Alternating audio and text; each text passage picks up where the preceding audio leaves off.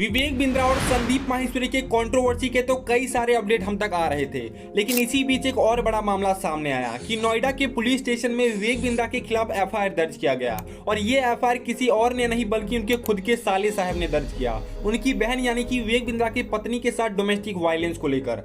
सच में कोई छोटी मोटी लड़ाई नहीं बल्कि मारपीट हुई, जिसके कारण उनकी पत्नी को बहुत ही ज्यादा चोटें आई है और वो आज अस्पताल में भर्ती है। मतलब वो विवेक बिंद्रा जिसने हम सबको वुमेन एम्पावरमेंट को लेकर मोटिवेट किया, अपने कई वीडियोस के जरिए सभी को इंस्पायर किया, गीता का सार कई वीडियोस के जरिए पूरे देश तक पहुंचाया, अपनी मोटिवेशनल वीडियोस के जरिए लोगों को अपनी लाइफ में बाउंस बैक करना सिखाया। लेकिन आज वही विवेक बिंद्रा अपनी पर्सनल लाइफ में ये क्या कर रहे हैं। आई नो ये उनका पर्सनल मैटर है, हम सबको उसके बीच नहीं जाना चाहिए, लेकिन कहते हैं ना, जब बुरा वक्त आता है तभी इंसान की असली परीक्षा होती है और तभी उसका असली सच सामने आता है। इससे पहले भी विवेक बिंद्रा की एक शादी हो चुकी है गीता बिंद्रा के साथ, जिसमें भी पर्सनल वायलेंस और कुछ ऐसी ही प्रॉब्लम्स को लेकर वो अलग रहने लगे थे और आज वही खबर सामने आई है। तो क्या है ये पूरा मामला, जानते हैं इस वीडियो में। Let's begin this video.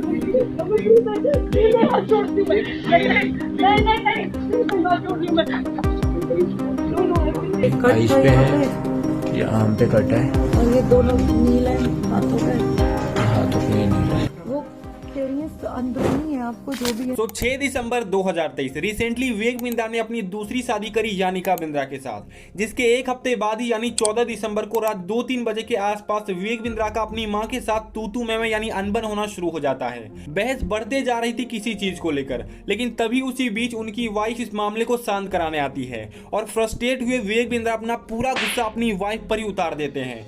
पत्नी को एक कमरे में लेकर जाते हैं, उसे बहुत पीटते हैं, पत्नी को बहुत चोटें आती है, कान पर मारने के कारण कान का पर्दा फट जाता है, हाथों पर कटा हुआ निशान नजर आता है, आंखों पर पंच का निशान नजर आता है और एक वीडियो भी वायरल होती है जहां विवेक अपनी वाइफ को अंदर घींचते हुए जबरदस्ती लेकर जाते हैं और दोनों के बीच बहस चलती जा रही थी। इसके बाद उनकी वाइफ को अस्पताल लेकर जाया जाता है और पत्नी के भाई यानी कि विवेक के साले ने नोएडा के पुलिस स्टेशन में फिर एफआईआर दर्ज करवाई, जहां विवेक पर धारा 323, 504, धारा 427, 325 आईपीसी सेक्शन के तहत कई सारी कार्रवाई की गई। तो ये था अब तक का पूरा मुद्दा मामला।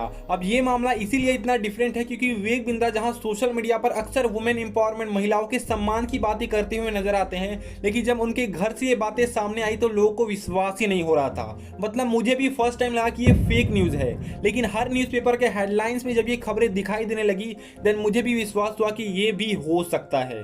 उनके एफआईआर की फर्स्ट कॉपी ये रही और कहीं ना कहीं जो हैशटैग संदीप माहेश्वरी सर चला रहे थे, हैशटैग स्टॉप विवेक बिंद्रा, ये रियल प्रूफ होता हुआ भी नजर आ रहा है और ये बहुत ही शर्मनाक बात है। और ये चीजें देखकर पता चलता है कि जैसा हम विवेक बिंद्रा के बारे में सोच रहे थे वैसा वो बिल्कुल भी नहीं है। इससे पहले भी अपने पीआर के चलते विवेक बिंद्रा ने खुद के फेक स्टैम्प को वायरल कर दिया था, बट जब ये न्यूज इंडियन पोस्ट तक पहुंची तो उन्होंने ट्विटर पर एक पोस्ट शेयर किया कि हर एक इंडियन पैसा देकर अपने नाम का एक यूनिक स्टैम्प बनवा सकता है। और इसके बाद तो विवेक बिंद्रा की खूब बेइज्जती हुई और विवेक बिंद्रा ने तभी के तभी उस पोस्ट को डिलीट भी करवा दिया। इससे विवेक बिंद्रा को लेकर उनके कंट्रोवर्सी के साथ साथ उनके पर्सनल इमेज पर भी धब्बा लगते जा रहा है। संदीप माहेश्वरी के इस कंट्रोवर्सी से उनका इमेज तो डेड होता ही जा रहा था, लेकिन उनके इस डोमेस्टिक वायलेंस को लेकर उनके लिए मेरा पूरा परसेप्शन चेंज हो चुका है। मुझे तो सच में लग रहा है कि वो 100% स्कैमर एंड फ्रॉडस्टर ही है। आप ये क्या ओपिनियन है कमेंट सेक्शन में जरूर लिखिएगा।